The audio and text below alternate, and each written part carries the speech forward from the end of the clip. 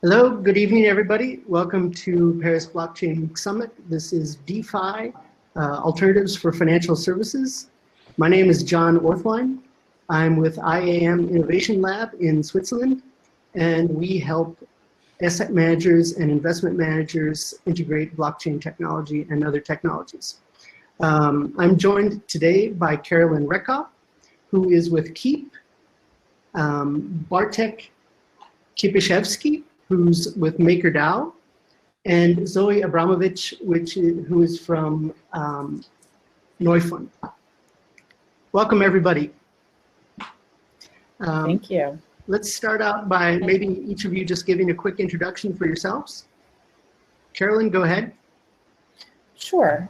Thanks for having me today. I'm Carolyn Reckhow. I've spent about 5 years or over 5 years working in crypto. I was one of the first members of Consensus, where I led operations, and then I worked with Jameson Lopp and others at Casa. Between Consensus and Casa, I was able to get experience with both Ethereum in its early days, and then also with Bitcoin at one of its signature startups. And today I am leading business strategy at the venture studio Thesis, and have played a big role in driving the Keep and TBTC projects. Bartek, can you go ahead? Yeah, sure. I've been in crypto for the last 4 years, initially with the German-based startup, a spin-off from Energy called Conjure, and for the last 3 years at MakerDAO, primarily helping with the liquidity ecosystem that's super important for MakerDAO to function. I'm responsible for EasyDex protocol that distributed decentralized exchange and various other aspects of the MakerDAO protocol. Thank you. Zoe, go ahead. Hi, so it's Zoe Adamovicz, not Abramovich, just because it's very important to not confuse these two names. No. So I just wanted, yeah, so I am currently founder of Neufund. We are preoccupied with issuing digital shares or security tokens for fundraising purposes. And my background is in technology entrepreneurship and venture capital. Very good. Okay, so I think I want to start the session off just with the backdrop of before blockchain and before crypto, before DeFi, we never really had any alternatives to the financial systems that we lived in. Now with blockchain and DeFi, all of a sudden we have an alternative, and it's an opt-in alternative. I want to ask you, why do you think it's important that there are alternatives for financial services?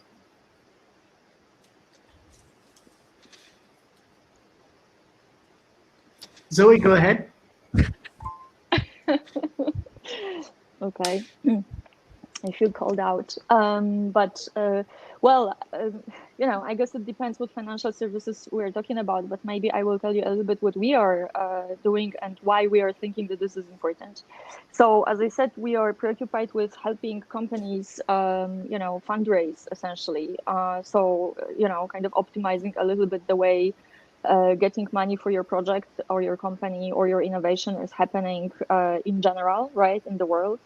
And in particular, in these areas like venture capital, you know, like some huge obstacles are, for example, complete lack of secondary markets, right? So, you know, that's one important thing that, you know, blockchain can really solve and help solving. Or there is tons of inefficiencies in you know, essentially the whole process of drafting your agreements and so on.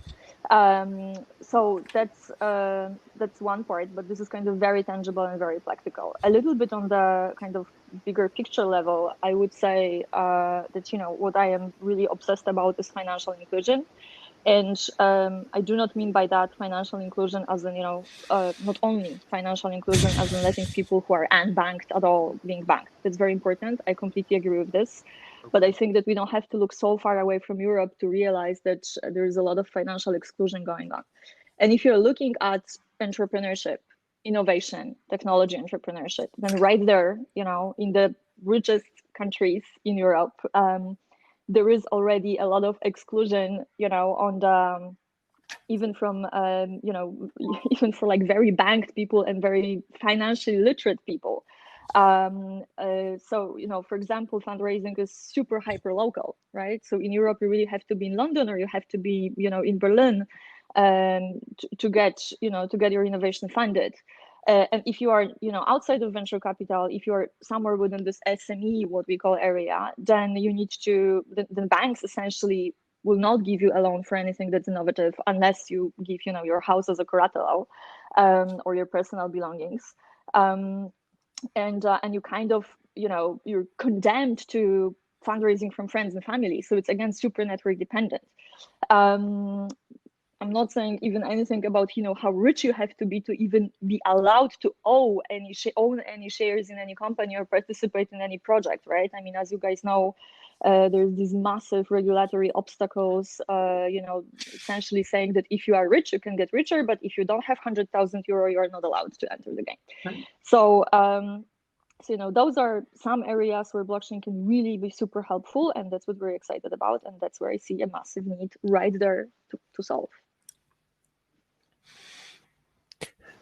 And if I may jump right in here, I probably would second what Zoe said about the financial inclusion. I mean, to me, it's like super important, and it's not just about having every one of us access the protocols and the systems and services that are in traditional financial systems. They are only available to a certain very limited group of people, likely having access to very significant capital, which is definitely not something that most people in this world have access to, but also financial inclusion in a sense that anyone can create their own financial products, right? And this is actually very important as far as I'm concerned. That actually allows entrepreneurs and innovators and people simply experimenting with this technology to actually do something that has the potential to be super useful. Yeah, I'd agree with all of that. And John, I liked how you used that opt-in, opt-out language, because to me, I think about Bitcoin as the original, option to opt out around currency and being your own bank. And if you zoom out and ask, well, if you're going to be your own bank, what else do you need? It's not just about currency. You need loans, you need more financial infrastructure. And that's really what DeFi is all about. Right. Okay. So if we kind of think about the consumers of financial services, are we building DeFi financial services for retail, for institutions, for the unbanked? Who are we trying to target?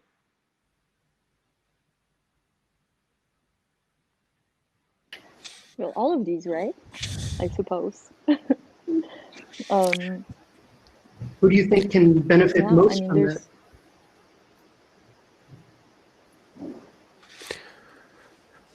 I mean, very difficult. Oh, go on, guys. Okay, so I've seen so much innovation, especially during the what we call today the DeFi summer, that I think that we've seen a lot of teams from places that were excluded from, let's say, traditional financial system, that the systems that they created, obviously they benefited the teams, but also they benefited, people that finally could have access to a lot of financial services. And that's not just borrowing and lending, that's ability to get significant yields on the funding, but also its ability to make sure that assets that they have, they are not at risk of being seized by their respective governments, which to us may not be such a huge issue because, we've been I guess we've lived for most of our lives in countries that simply don't do that, but we know that there are a lot of people that are not that fortunate, right? And yeah, I definitely agree, Bartek. I think though eventually all these different audiences, institutions and retail, I think DeFi is going to be that big. But ultimately, I think at first, we're definitely building for retail right now in a very specific type of highly technical retail user. And then I think that the goal is really to take a look at the broader world and so unbanked, I guess, is the term folks use, but also people who live in countries where they actually do have to worry about censorship resistance, and permissionless tech is more important than us that live in different countries. Thanks. This past week, we kind of had some news on the regulatory front. The Stable Act has come in, and so that was kind of on the lips of a lot of people, especially on Twitter. And just in terms of regulation and how it will affect DeFi-based financial services. DeFi and crypto is basically a global phenomenon, but regulation is always going to be a local or regional thing. How do you see this affecting DeFi? Is DeFi going to play nice with regulation, or will you see a continuum of pure DeFi? How do you see that playing out? So this is a super important question. Let me just try to take a shot at this one. In my personal opinion, DeFi is a spectrum of purely autonomous and decentralized protocols that simply cannot be stopped. And I find it extremely hard to imagine that regulators can try to regulate the protocol, because if there's no operator, if there's no entity that's kind of behind the protocol, and there's no entity that wields any type of control, then you're literally trying to regulate a piece of code which runs autonomously and it cannot be stopped. On the other side of the spectrum, you will see protocols in the DeFi space that clearly seem to have operator, right? There's an entity having all sorts of controls. They can do, opaque sometimes things, and these entities might be regulated, and it might be a matter of time before they will be approached by specific regulators trying to make sure that whoever controls the protocol does not do something which I guess is against the intent and the usage, and the customers of the protocol and the services are protected. But again, you need to have an operator to actually approach, right? Otherwise, you'll be addressing a piece of code which simply cannot be stopped. Mm. Yeah. Yeah, I mean, I had like kind of two comments to that, also, relating to what Carolyn said before. One is, like when we're talking about, for example, the global aspects, right? You mentioned that, John, as well in your question, of blockchain, and in particular, if we're talking about global aspects of cryptocurrencies or any currencies or financial assets, which are by definition very often localized in the sense that they are controlled or at least influenced by the governments, right? And then if we're saying, all right, but we're now doing the whole global thing and we're banking the unbanked in whatever country, we're getting political. I mean, there is no way to not get political, right? I mean, we're getting political. We're trying to influence a certain economy, and by this, a certain political system. And I sometimes wonder whether we're really thinking what we're doing, because it's sometimes not that obvious, right? To assess what really is the political situation in a country that is really far away, and that's why the governments often have certain control, and often they are elected governments, right? There are certain control, certain influence on the financial assets. I think that this is something that we need to be a little bit careful about, because if we're saying this and if we're getting political, then by definition we are antagonizing certain forces, and by definition we're becoming political. And the question is, who do we want to be? Do we want to be political activists as blockchain community, or do we want to be entrepreneurs? Not often this is the same thing. Or do we want to be charity, or do we want to be businesses making money? So that is, and I think that it's very important to, like, of course, we can be also all these things depending on the project, but it's very important to realize what is one actually doing, because often wearing, a multiple of these hats at the same time, is rendering our activities inefficient, right? For example, it's very difficult to be both activist and a business person. So this is kind of one comment that I have. And the other one, regarding playing with the regulators and, the protocols, which you just said, Bartek, I mean, it's of course true that, in particular, if one is reading the laws today, then one could say, okay, if something is autonomous or decentralized, then the regulator needs to be hands-off. That's true. That has been the law, until blockchain. And we, all of us, including me, I'm not absolutely I'm not absolutely different. We try to let's say prove to these regulations that the utility token is something different than a share in a company or a security, or that we are, or because something is decentralized, has no operator, then therefore it needs to be allowed, right? But if you look, for instance, at the DEXs, right, at the decentralized exchanges, there was so much argument, it still persists, that because they are decentralized, therefore the regulator should be hands-off with regards to them, as different from centralized stock exchanges or crypto exchanges. But the regulator is thinking differently, and this is something that I learned the hard way, and I think we all learned the hard way. Because the regulator is not only, looking at the law, but the regulator has certain power, whether we want it or not, to actually interpret the law and also create new law. And the regulator is thinking like this when looking at the decentralized exchange.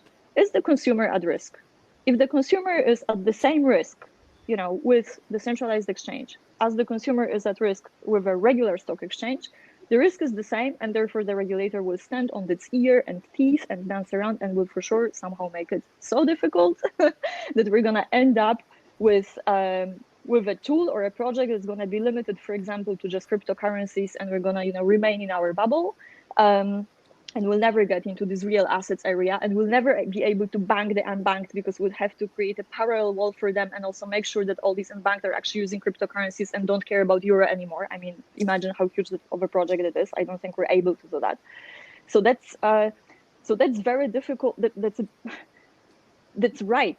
Kind of, this is the right thing to do on one hand. On the other hand, going that path, I'm not sure that this is gonna get us somewhere, and the question is, what do we want to do, right? Do we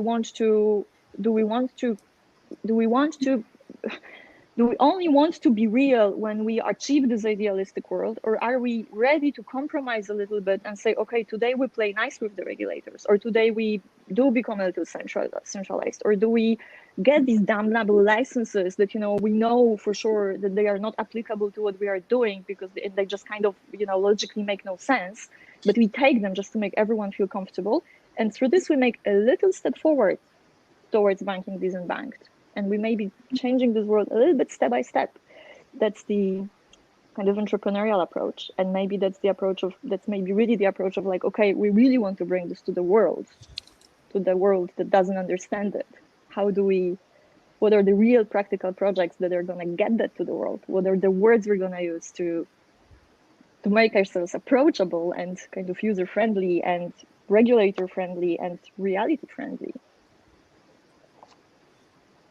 Both really great points. I'll just put forward one practical observation, is that I think that across different jurisdictions, approaches that have like a kind of a sandbox approach, or maybe like a safe harbor model, are probably the ones that are going to benefit the tech the most. And you see a variety of different, types of that in the EU and Europe and really all over the world. Yeah, I think when a government can recognize that, all right, we don't know everything yet, it's going to take us a while to catch up and learn about this and figure out, like you said, Zoe, is the consumer actually at risk? Let's put some parameters around this so people can innovate. And in that, I think that there's some sort of recognition that there's a self-regulatory function within that ecosystem. And that's what I think in DeFi is most important, because it's far out in front of most regulators right now. Right. And, we also should, recognize that, as absolutely tedious as it is, we also need to acknowledge that, these same regulators that are banning things left and right are also actually trying to make those little steps towards us, right? And here and there is blockchain laws and there is new processes and things. And of course, it's all new and it's hyper inefficient and it kind of almost doesn't work, but at least there is the intent, so so they make these little steps towards us. Maybe we can make a step towards them too. Can I just make one more comment regarding the decentralized exchanges, because this is literally the topic that's very close to my heart, and I tend to think that the two main the main reason for any type of regulation is to protect customers primarily, right? To make sure that the exchange operator does not do something that one way or the other harms customers, and customers are facing two primary risks. One is custody risk, and again, I think with decentralized exchanges, that's largely solved by the tech, and the other one is related to the fact that on a centralized exchange, the operator is actually managing all the book and the magic engine, and they can do all sorts of operations, include watch trading, prioritizing certain orders, benefiting certain parties. I mean, the whole system is very opaque, right? And the only way for the regulators to sort of look at it is to request, very detailed report and sort of do some sort of a data analysis. On the blockchain, they do have it for free because of the transparent nature of this tech, right? So again, it just feels to me that if the decentralized exchange is actually done the right way, if you like, there's no custody risk and there's full transparency of the both order book management part and the matching engine. So it's actually better for everyone involved, right? Because it's the tech that guarantees certain predictable behavior. Whereas, with the centralized exchange, you have to trust the operator, and this is opaque by nature, right? You don't know what's going on. Great. Yeah, I mean, of course, the regulator then will ask what happened to that risk. Was this risk just, the custody risk, for example? Was this risk just, is it less risk, or was the risk just pushed from, the custodian, or maybe even the exchange who played the role of custodian, to the consumer who is now doing self-custody, but is the risk smaller, right? So, these kind of questions are going to be different. Up there, and the question is, right? Yeah, I mean, it depends on the solutions. I completely understand what you mean, right? I'm just giving this example as kind of the way for us to think as well, because, the question is actually where is the risk, who is bearing it, and so on. And, this question is also, is actually very, very legal or social legal, because here we're going back to how paternalistic the country wants to be, right, towards its citizens and so on. So it's not that obvious, and it's very related to values. And in that sense, we kind of have to, I think, get out from the we need to understand that by curating these solutions, we're also giving our answers to almost philosophical or legal or social economic questions, and they are sometimes different, right, in different cultures, these answers.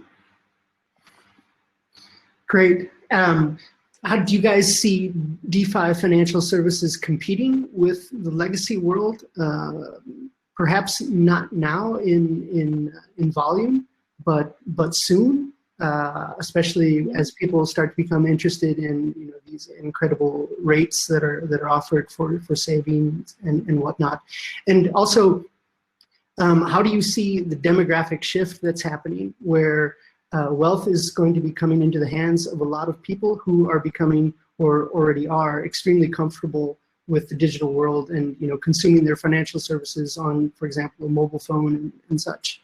How do you see that demographic shift playing into DeFi's ability to compete, I guess, with the traditional financial services?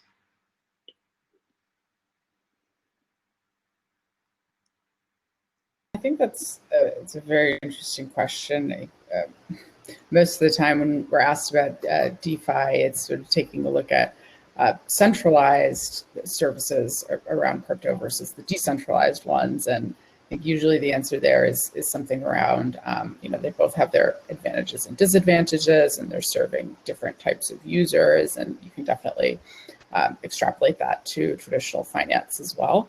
For example, like centralized finance is always going to be good for onboarding users and to teach kind of the high level information about how do you use these things. And to your question on having more users that are more technically adept, I mean, I think that's just the way the world is going. And I think in some ways, some of the things that we're seeing just in traditional fintech kind of overlap in some of the trends that we're seeing in DeFi, and both of those things are going to start to eat up traditional finance as things go, just in terms of innovation trends. But one interesting thing I've seen in DeFi is definitely you have this big leap in terms of the technical proficiency of users. There are all sorts of new types of products and very complex things that maybe they take, like staking. Maybe you're using flash loans, things that like just don't exist in normal finance at all. And so it's almost this barrier, right, where you need to be more technically proficient. And that can be good because if you're more technically proficient, you're less likely to make a mistake or lose some money. But also it's still tricky, and we have a long way to go because we're excluding a whole other group of users that either need to use traditional finance because they don't have that technical proficiency yet, or maybe they still don't have access because they faced by some of those barriers that we talked about earlier in traditional finance.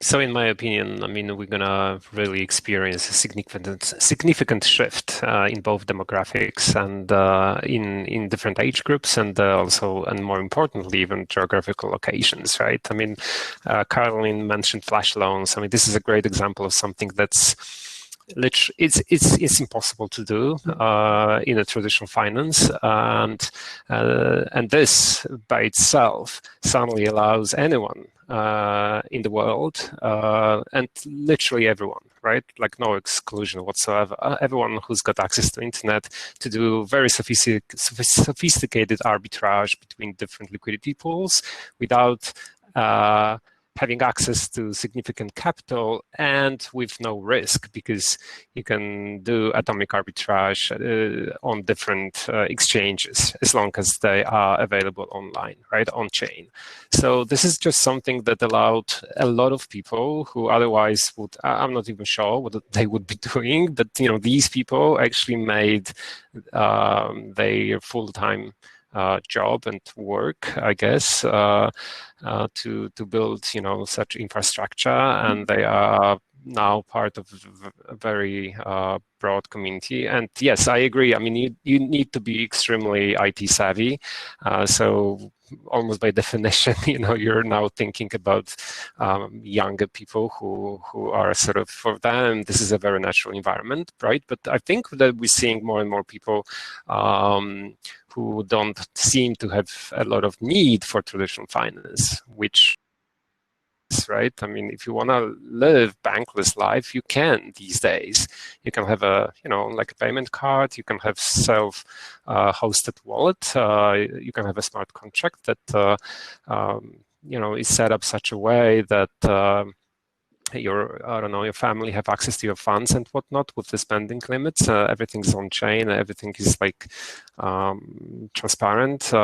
This is a very different world. I mean, I've been hearing more and more about people who just simply don't seem to have a need for having a traditional bank account, which is like amazing, right? I mean, when you think about it, I mean,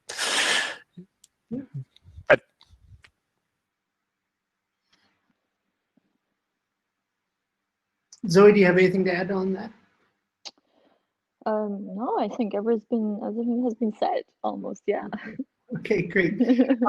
I'm really interested in your opinions, or if you've seen any really novel financial services, something completely new, like flash loans, like we mentioned, that that really isn't possible in traditional finance right now.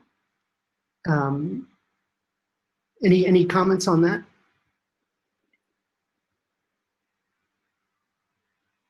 I think that we are at the beginning of it in a way, and the communities. I can feel it. No, I just said that I feel like we're still in many ways, and we are still not sure what exactly is gonna work. And this is one of the nice things about this environment, that people can experiment. So I guess most of you have experienced the Uniswap, let's say, airdrop. Everyone who's ever used Uniswap exchange was actually given 400 uni tokens, right? So now imagine that Facebook gave every single Facebook user who's ever created an account on Facebook few shares, right? That would be like unimaginable for so many reasons. Yeah. And just, experimenting with these types of incentive structures, that's I think is extremely interesting. And this experimentation really owes itself completely to this idea of permissionless and openness that we have on the public blockchains. Is that kind of where you're going with that one?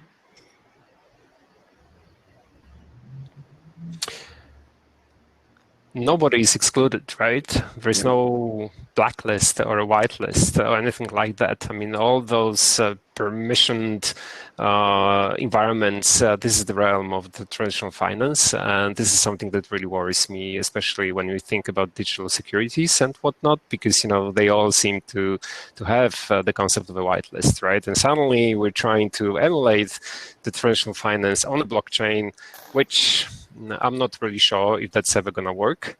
I'm much more into, like on this maximalist sort of side, I kind of think that we should actually try to do something new.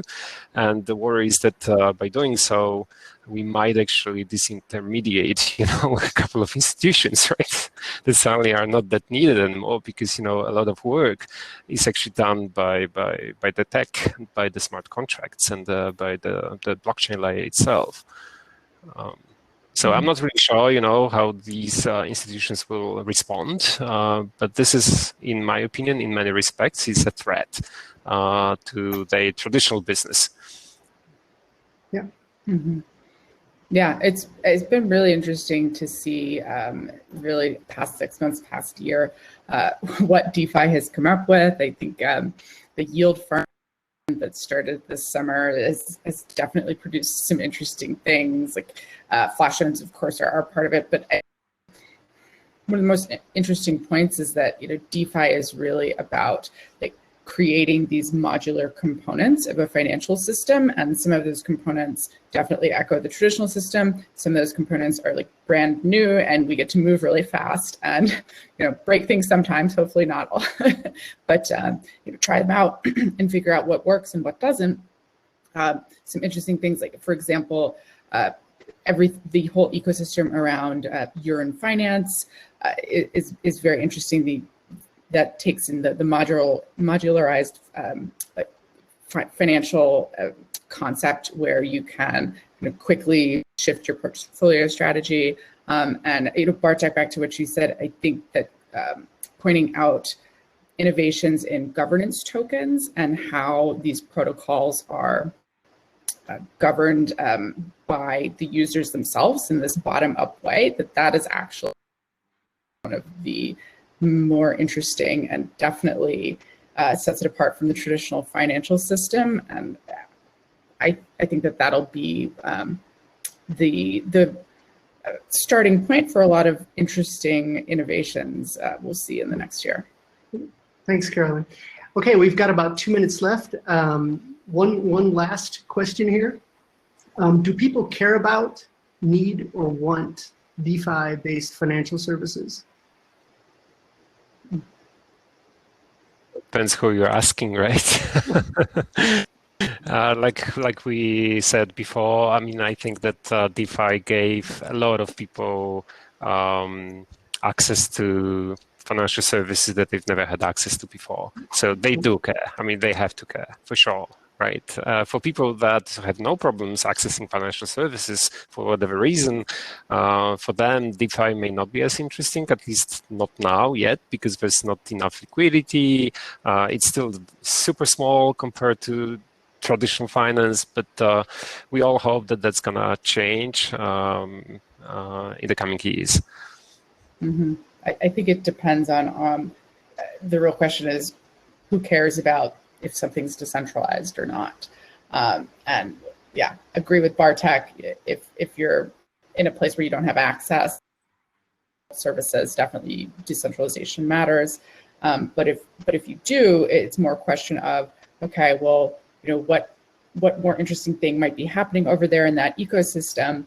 And then decentralization actually becomes, in some ways, it could be a barrier because the user experience, the UX usability is not great around these decentralized apps compared to traditional finance. So that's, I think once we've solved that problem, that's going to change the question a bit about who cares about DeFi. I actually don't think we'll ever solve this problem entirely, and the full solution will probably require some sort of an intermediary, which is probably fine for a lot of people, but for some people that want to be like close to the metal, if you like, right? I mean, they probably will have the horrible user experience. I'm very sorry. I think we're at the end of our time. Carolyn, Bartek, Zoe, thank you so much for joining us this evening. I enjoyed it. I hope everybody else did. And good evening. Thank you. Thanks. Thanks, John. Thanks, guys. Thanks, Bartek. Thanks, Carolyn. Bye.